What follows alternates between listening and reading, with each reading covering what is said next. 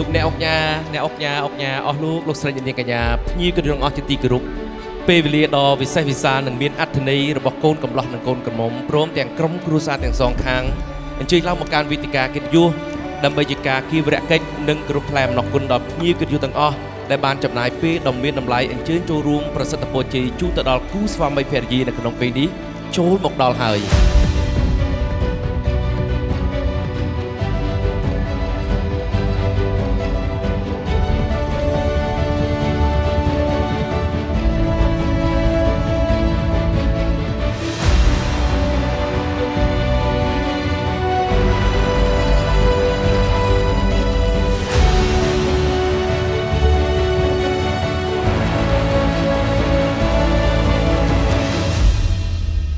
មហាខ្ញុំបាទទាំង3នាក់គឺមហាទេពមហាមន្ត្រីមហាភក្តីក្នុងនាមតំណាងតាំងជួសអ្នកសម័យដើមការគឺលោកស្រីសៀងមេង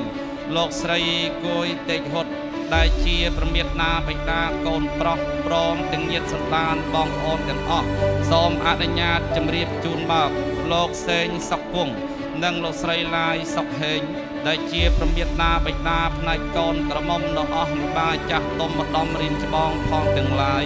ជាពិសេសលោកមេបាបង្គោលអធិបតីបកសៃរាជសូមទានសម្ដាប់និងទានជ្រាប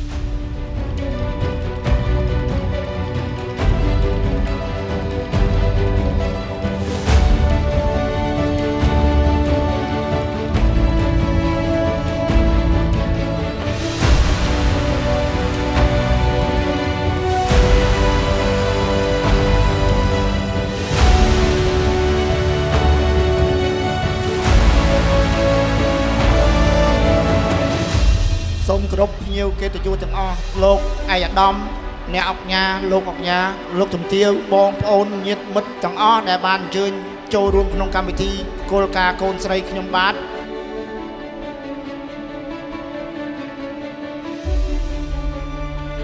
ហើយក៏សូមជូនពរដល់ឯកឧត្តមលោកជំទាវអ្នកអុកញ៉ាលោកអុកញ៉ាលោកជំទាវ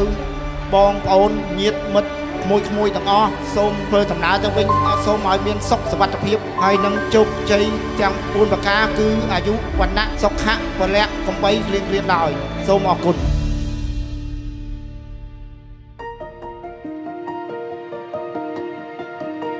ឧកាសៈសេរីសុភៈមសតោវរមង្គលាជយាតារាជអាចឧត្តមសំគួរជាគូកប់ក្នុងភពវត្តដ៏សង្សារប្រកបដោយហត្ថីអសកោណាមហង្សានាវាតូចធំទាំងញាតិមិត្តចាស់ទុំអាចឧត្តមលោកជំទាវនៅមុខនៃការមេបាចាស់ទុំឧត្តមរៀមច្បងព្រៀងលៀងសាលហិតទាំងសងខាងលោកក៏បានអញ្ជើញជួបជុំសំជាពេលលាជែកមាស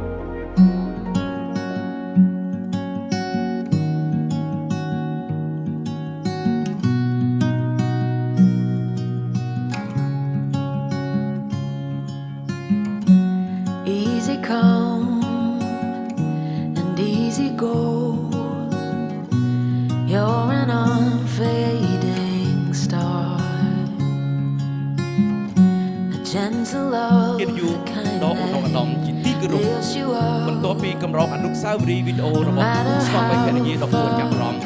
នៅក្នុងពេលនេះយើងខ្ញុំមានកិត្តិយសសូមការញាសូមគោរពអញ្ជើញលោកពុកកូនក្រមុំដឹកដៃកូនក្រមុំមកប្រគល់ជូនដល់កូនកំឡោះ